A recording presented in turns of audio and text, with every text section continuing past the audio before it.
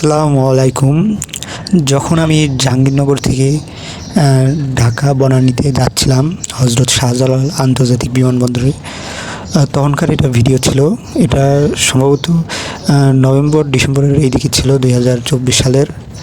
তখন দেখতেছিলাম যে রাস্তার কাজ হচ্ছিল তখন, এবং নতুন করে এত সুন্দর রাস্তাগুলো হচ্ছিল, সত্যি দেখে অনেক ভালো লাগতেছিল যে এখন কোনো গাড়ির ঝামেলা ছাড়াই একদম বিমানবন্দরে যাওয়া যাবে।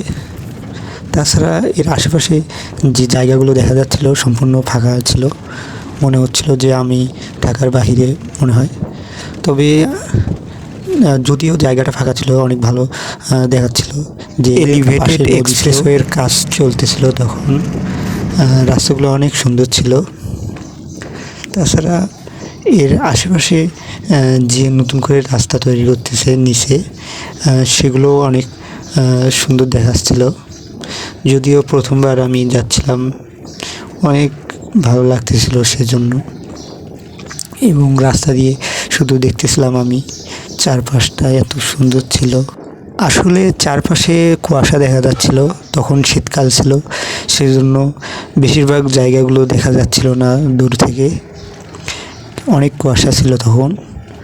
এভাবে আমি যাচ্ছিলাম। সেদিনের দিনটা অনেক ভালো ছিল। আসলে ঢাকা অনেক বড়, এখানে যাচ্ছিলাম আর ভাবতেছিলাম শুধু